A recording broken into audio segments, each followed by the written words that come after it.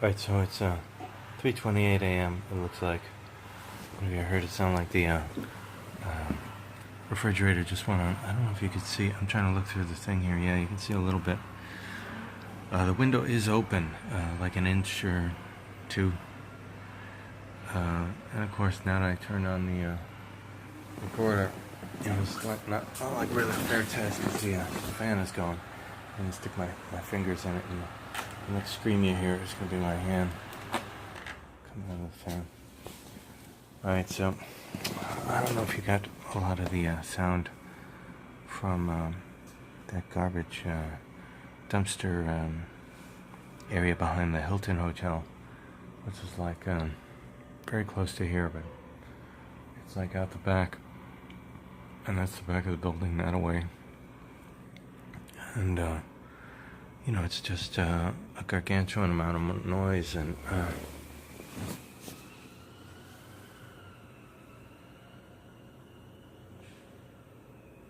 that's just the vehicle driving away. That's not even that's bad enough.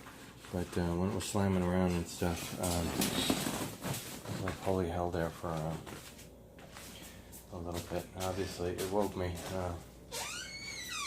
So again, we've had the amazing heat. This is Labor Day now, 3:43 a.m. Monday, and let me see if I got. This is still charging. So I'm gonna have to boot this to give you a date and time check. I'm sorry. I wish I had it, at the ready and all that stuff. But if I can go by the, do I have that wire here and the fan? It'll just trip me up when that happens. But maybe I can look out into the hall. I think that thug is still stalking me.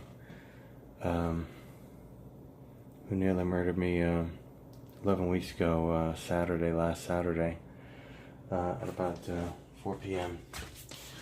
With a pit bull and his buddy. So it was two big black guys here at the Hilton Hotel. Here's Monday, September 4th, 2017, 3:30 a.m.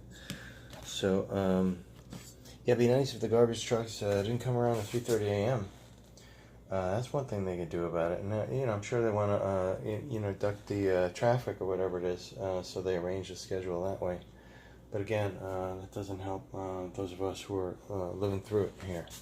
Who are not just like paying people, whatever they're paying them, to go do it over there, do it at that time, and go destroy their lives at that time. So it'd be nice if the Hilton, for example, could the fine could be from the courts to put in bathrooms in every apartment in this building or something. For raising holy hell like that for us. So I'll turn this back in here. I don't know. I guess they would have the courts bought off. Yeah, I don't know if it's the other way here. So I gotta have it on max because Labor Day today, Monday. It was God knows what the high's gonna be. I think it's gonna be like 85. I think it was like 95 day before that, and I think it was like 101 the day before that, and of course the record breaker 106. I think the hottest of all time was. I don't want to turn the. Let me give you one more look back out the back window just so you have a sense of it. It's probably reflecting on me, and like people can see. If anybody's up at 3:30 a.m. Monday morning, Labor Day.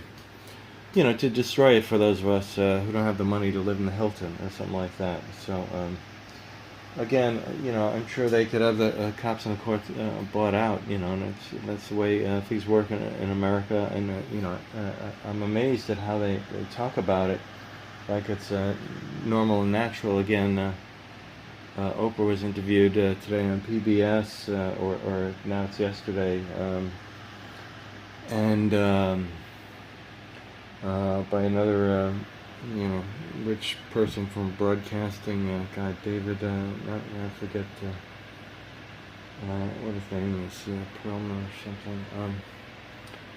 But it's just how they talk about rich and poor like it's normal and natural, and like they're not doing anything to fight it. Like you would think that if you grow up poor, black in the South or wherever, Oprah just kind of get you feel sorry for her.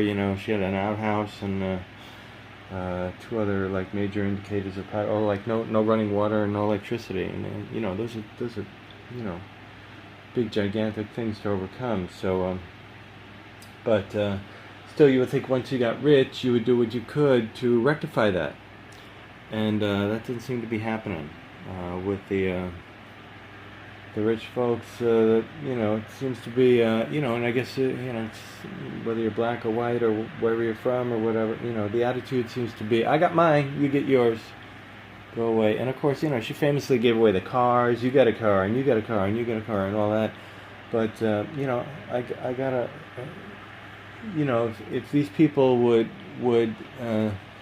not have the unfair advantage. I mentioned having read all of Ayn Rand's books earlier on some other video, and if the one criticism she never addresses is what about when rich people can manipulate the system, manipulate everyone and everything because they got so much money and there's unfair advantage. What about that? And she never addressed that in like a lifetime of work. Again, Scott Peck in Different Drama, Community Making and Peace, he decimates her entire oeuvre, it's called, her entire life's work in a paragraph, just simply pointing out that she fails to address these basic obvious things, and unfortunately that's probably why she was never taken seriously as a philosopher.